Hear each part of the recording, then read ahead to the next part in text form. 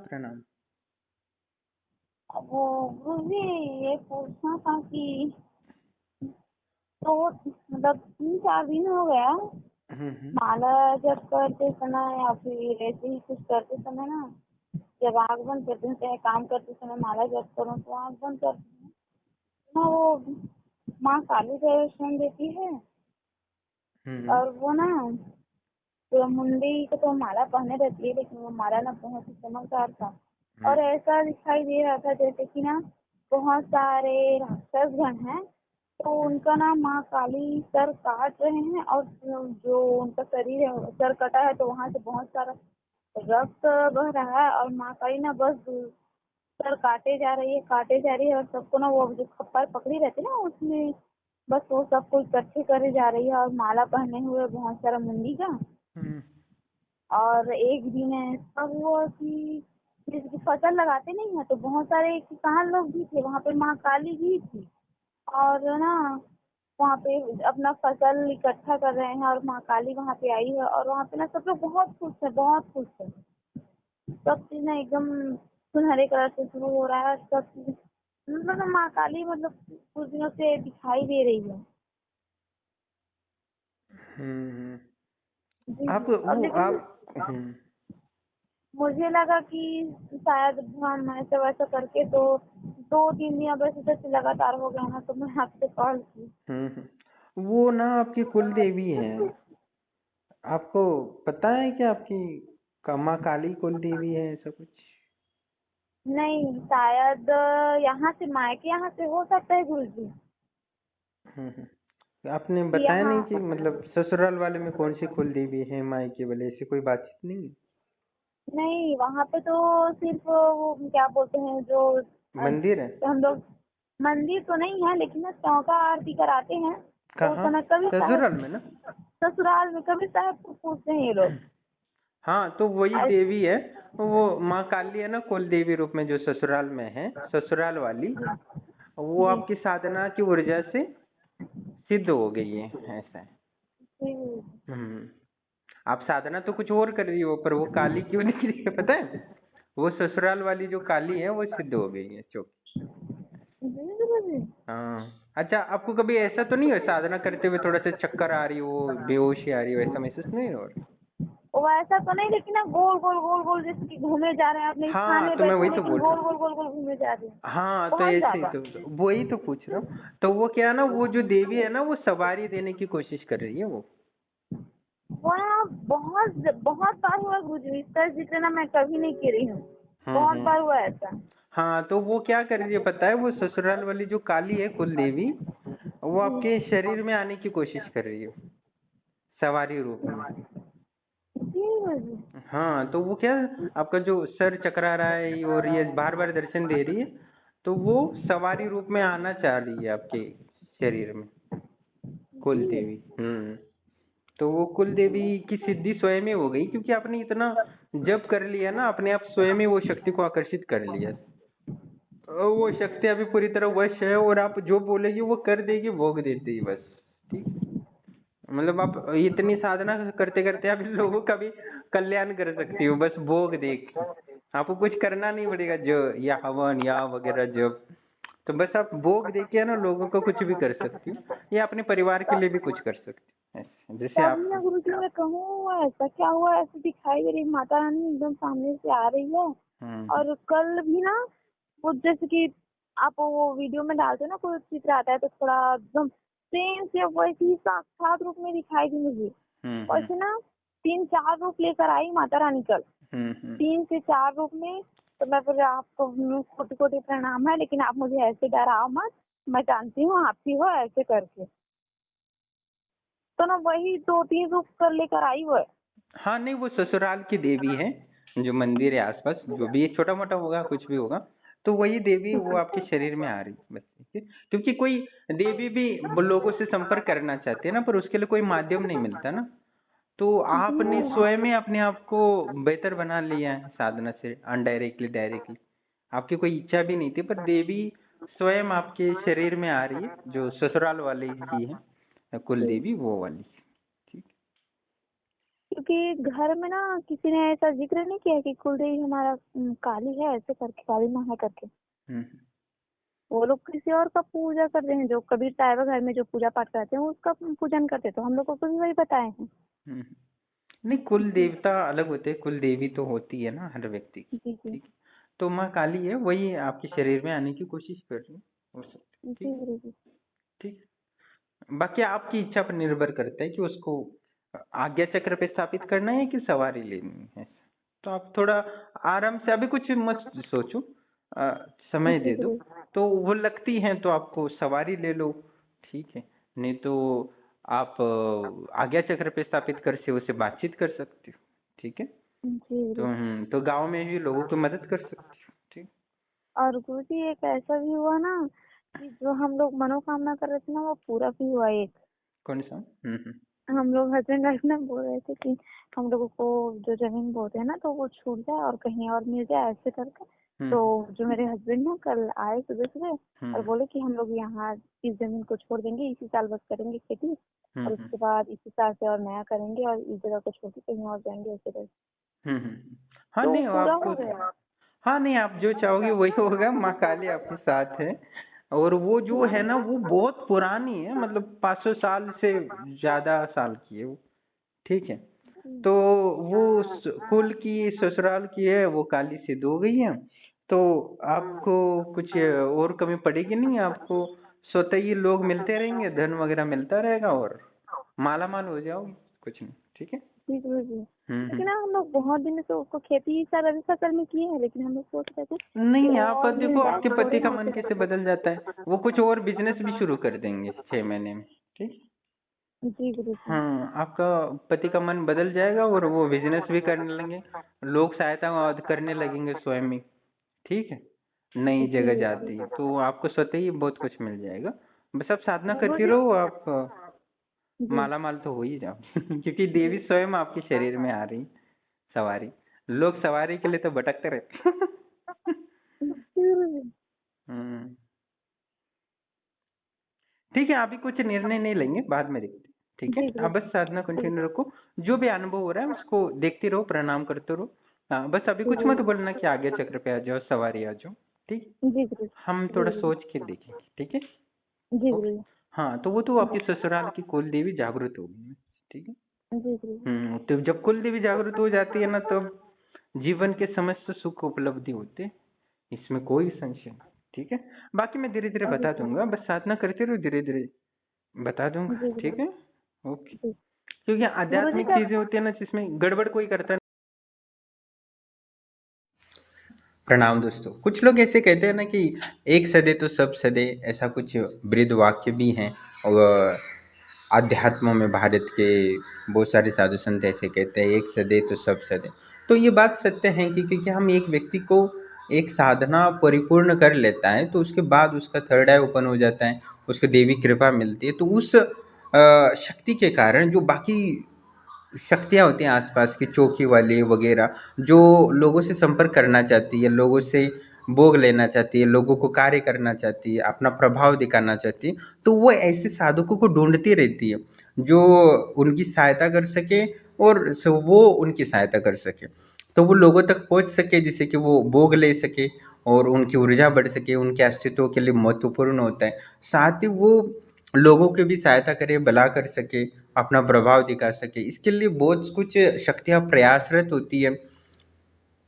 देवी देवता ही नहीं, खाली जैसे बहुत सारे चौकी वगैरह होते हैं, वो एक अच्छे साधक को ढूंढते रहते हैं और वो तलाशते रहते हैं, और जो भी अच्छा साधना करता है तो उसके पास जाती है और उसे संपर्क करने की कोशिश करती है, इसमें कोई संशय नहीं।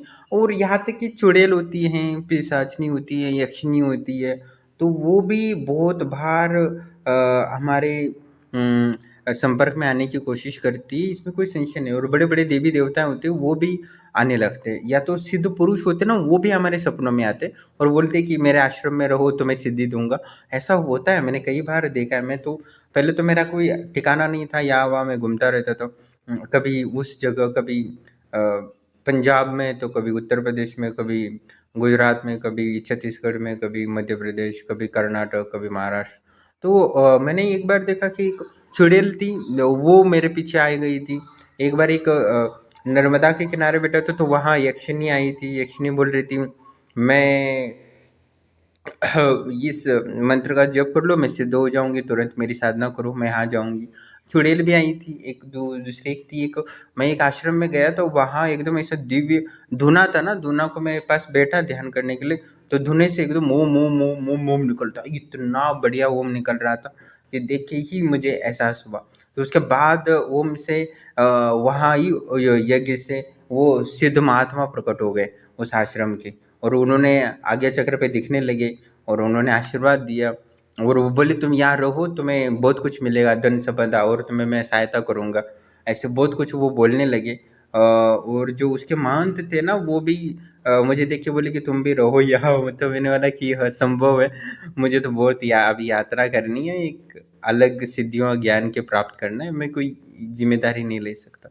तो वो बहुत ही वो अलग ही लेवल का था, इसमें कोई संशय नहीं। पर वहाँ रहता तो भी बहुत कुछ मिलता, इसमें संशय नहीं। पर बहुत सारी ऐसी साधनाएं होती है जो हम अ, ऐसे अवस्था में नहीं कर सकते, क्योंकि हमें बहुत आगे जाना होता है।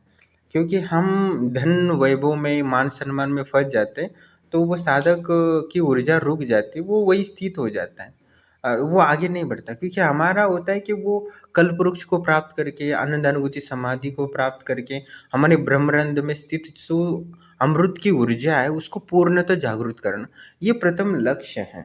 और जिसने मरने से पहले अंदर जो सहस्रार चक्रों में जो परम अमृतमय ऊर्जा है उसको जागृत नहीं करता मरने से पहले, उसका साधना व्यर्थ है। मैं नहीं मानता कि वो कोई साधक हो।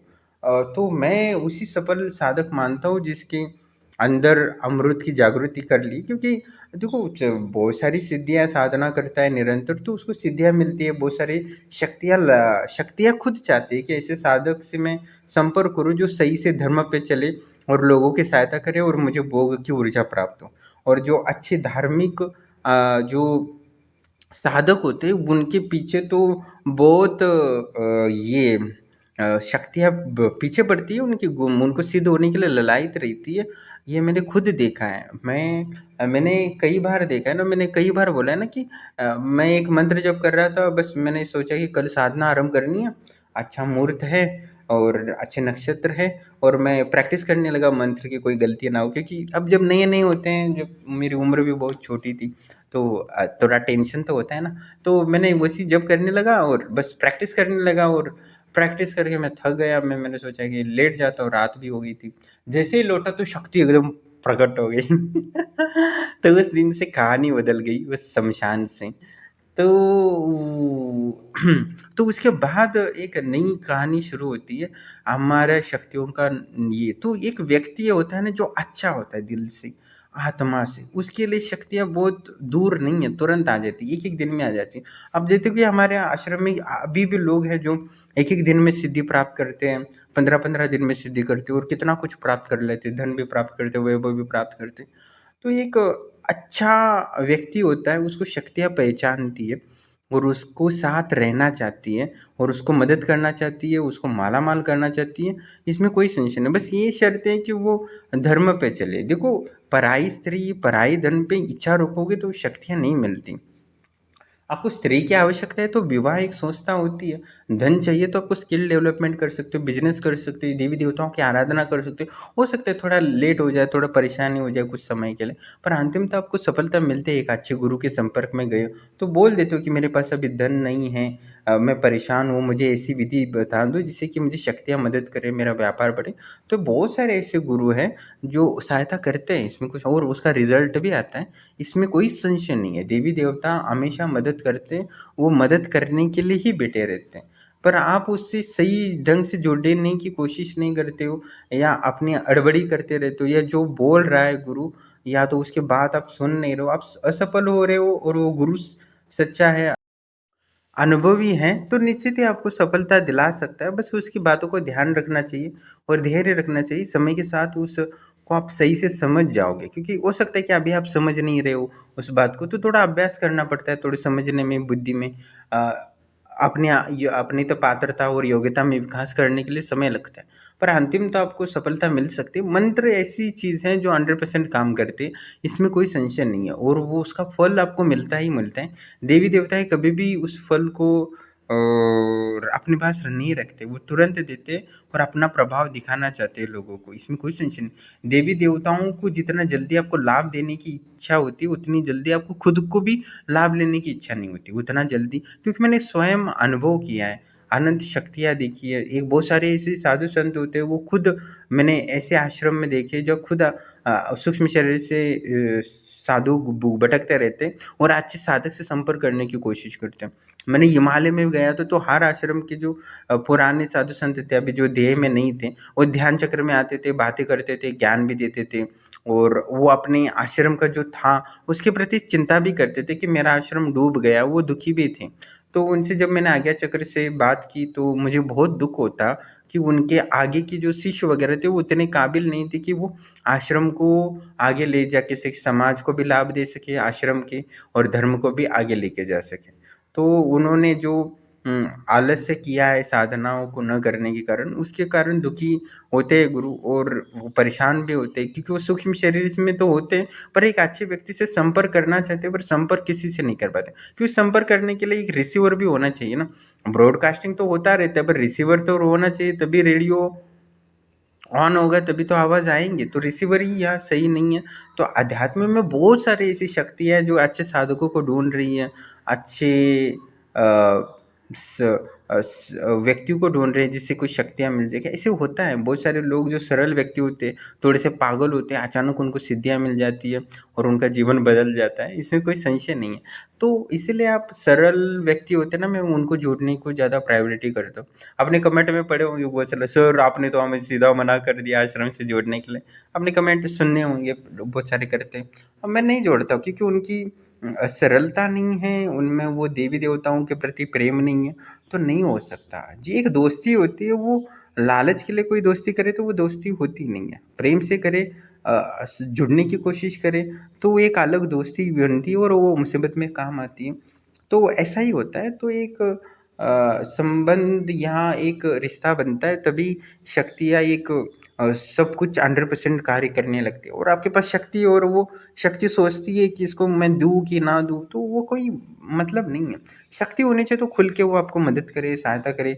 आपका भरोसा शक्ति पे होना चाहिए, और शक्ति का भरोसा आप पर होना चाहिए कि आप उसका कभी भी गलत यूज़ नहीं करोगे, उसको शक्ति को धोखा नहीं दोगे। तो मैंने भी बहुत सारे लोगों को त्रिकालदर्शी बनाया, तो शक्ति ने बोला था ये आदमी कपटी है, इसको मत दो।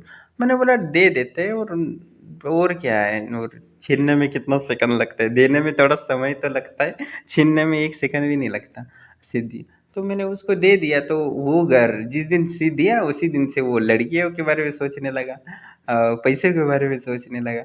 उसके बाद उसकी सिद्धि चली गई, तो अगले दिन कॉल आई, गुरुदेव सिद्धि चली गई। मैंने बोला तूने गलत सोचा है। वो बोला नहीं नहीं गुरुदेव, मैं आगे इससे अच्छा सोचूंगा। फिर उसको दी, तो फिर से उसने एक समझो, उसको वासना आती है तो शादी कर लेता है। लड़कियों को या दूसरों की स्त्रियों को पटाने की कोशिश कर रहा था विद्या से। पागल है। देवी देवता है, वो खतरनाक है। एक बार एक नस फाड़ देना, खत्म हो जाता है, लकवा ग्रस्त होते हैं, टॉयलेट जाने के लिए औकात नहीं रहती। ऐसे बहुत सारे तांत्रिक है, पहले तो बहुत बड़े बड़े पैसा कमाते थे, बहुत अहंकार दिखाते, बाद में बस 5 फीट पे जो टॉयलेट होता है ना, वहाँ जाके वो नहीं कर सकते, कपड़े में ही कर लेते हैं। तो ऐसी अवस्था कर देते हैं देवी देवता। बट इसीलिए मैं सिद्धियाँ देने से मुझे डर नहीं लगता। मुझे तो वो लगता है कि हर व्यक्ति को त्रिकालदर्शी बना दूँ, फाट फाट फाट फाट फाट हर दिन। जैसे मैंने पहले हर दिन एक दूसरे को त्रिकालदर्शी बना देता, हर दिन उसको देवी देवता के दर्शन होने लगते हैं। अभी भी मन करता है, पर क्या लोग ऐसे ना हो कि मेरे सारे शिष्य एकदम टॉयलेट जाने के लिए भी लायक ना रहे, ऐसे ना हो, ऐसा कभी कभी लगता है, इसलिए मैं नहीं देता। हाँ, पर ये है कि देने की क्षमता इतनी हो, फिर भी मैं त्रिकालदर्शी की कितनी तो 4 ही वीडियो डाल रहा हूँ।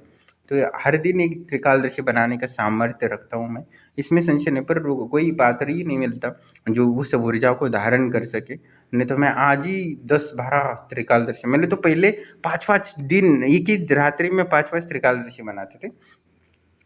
तो वो अलग था, पर वो लगता था कि लोग सुधर जाएंगे, और विद्या मिल जाती तो सुधर जाते हैं, ऐसा भी कभी लगता था, वो भी नहीं हुआ।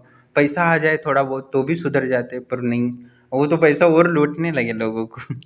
देवी देवता होते कुछ लाभ देने के लिए, एक सिस्टम होता है, ऐसा थोड़ी ना होता है कि आपको प्रधानमंत्री बना दिया तो भारत को लूट लिया। वहाँ एक गरिमा होती है, एक पद की, एक इज्जत होती है, एक मर्यादा होती है। तो शक्ति की भी मर्यादा और एक गरिमा, उसका सम्मान करना होता है। तो वो नहीं करना चाहते हो, बस अपना इंद्रियों की तृप्ति करना चाहते हो। और भले आत्मा खुद के लिए तो नहीं, इंद्रियों के लिए कर रहे हैं, जिसका कोई मतलब ही नहीं है। वो तो हर 6 महीने में इंद्रियों के जो सेल्स है वो बदलते रहते हैं, नए शरीर बदलता रहता है। लीवर 6 महीने में बदल जाता है, किडनी भी के सारे सेल्स जनरेट होके पूरा बदल जाता है। तो बहुत कुछ होता है जो जीवन में है, पर हम उसको समझते नहीं। जो नश्वर है उसी को हम शाश्वत समझते हैं। इसी का सब देर है। इसमें कोई संशय नहीं है। वो ज्ञान भी महत्वपूर्ण होता है, जो एक व्यक्ति के साधक में होना चाहिए, इसमें कोई संशय नहीं है। पर हर व्यक्ति के पास वो जो साधना के बल से दिव्य ज्ञान की प्राप्ति होती है, शक्तियाँ स्वयं ही आपको ज्ञान देती है, इसमें कोई संशय नहीं। बस आपको उस ज्ञान को स्वीकार करना चाहिए। एक साधिका है जो एक ही दिन में कर्ण मातंगी की सिद्धि कर ली थी, उसके पास इतनी क्षमता आ गई है कि वो जो मुझे मेरे पास जो समस्त ज्ञान है ऑटोमेटिकली उसने डाउनलोड कर लिया अपने माइंड में। उसको मैं जो सोचता हूँ या कर सोच के मैंने रखे, लिख के रखे, नोट्स लिखे, मैंने सूत्र बनाए आध्यात्म के खुद के, वही सारे सूत्र उसको पता है, उस साधिका को। तो वो कैसे हुआ? क्योंकि वो ज्ञान की प्राप्ति के लालसा है। अब देवी देवता से ज्ञान मांगती नहीं, बस पैसा मांगती हो, भोग विलास की चीजें मांगती हो, तो वो ज्ञान कहाँ से दे? असंभव है कि वो ज्ञान ना दे। ज्ञान देने के लिए देवी देवता ललायित है, धन देने के लिए ललायित है, क्योंकि वो चाहती है कि गरीबी, दुख या संसार में ना रहें, वो दरिद्रता दूर हो। पर उसको आप समझते नहीं हो, और इसलिए देवी देवताओं को पूर्ण लाभ नहीं ले पाते। पर बहुत सारे लोग हैं जो निरंतर साधना ही करते हैं और सिद्ध करते हैं कि मैं देवी के प्रति प्रेम और समर्पण है, और पूरे ब्रह्मांड की ऊर्जा को संतुलित करते हैं। देवी देवताओं को भी उनके ज़रूरत की चीज़ें मिलती है, और मनुष्यत्व को भी मिलता है, तो संपन्नता और समृद्धि बढ़ती है। देवी देवताएं और पितृ और कुल देवता असंतुष्ट नहीं हैं, तो निश्चित ही आप भी संतुष्ट नहीं रह सकते, इसमें कोई संशय नहीं। पर आप उस बात को समझते नहीं थे। जब मरोगे आप और भटकोगे, जब आपके परिजन आपको पानी तक नहीं देंगे और आपका सूक्ष्म शरीर तड़पता रहेगा, ऊर्जाहीन होके जलता रहेगा, तो उस समय आपको महसूस होगा कि अध्यात्म, धर्म वगैरह क्या होता है। अभी कुछ समझ में नहीं आएगा। मरने के बाद समझ में आता है। मरने के बाद कहानी खत्म नहीं होती। मरने के बाद तो और कहानी शुरू होती है, जो दर्द भरी होती है, वो भयानक होती है। आपने गलतियाँ कर दी है तो मनुष्य में ऐसी जगह फंस जाते हो, वह मरने का भी नहीं चांस नहीं होता। मर भी नहीं सकते और जी भी नहीं सकते, और दोनों के बीच में फंस जाते हो, और बहुत भयंकर पीड़ा होती है। और उसमें तब कोई बचाने नहीं वाला होता, क्योंकि आपने धर्म का पालन नहीं किया, तो आपकी कुल और आपके परिवार वाले भी धर्म का पालन नहीं करते, तो उनके जो पाप और आपके पास मिक्स होके बड़े हो जाते हैं और बहुत भयानक दर्द देते हैं। एक अलग ही पीड़ा देती है, जो मैं देखता हूँ। और बहुत से जो दूसरी त्रिकालदर्शी साधिका जो भूत प्रेतों से बात करती है, तो वो भूतों की तकलीफ को जानती है, इसमें कुछ संशय नहीं।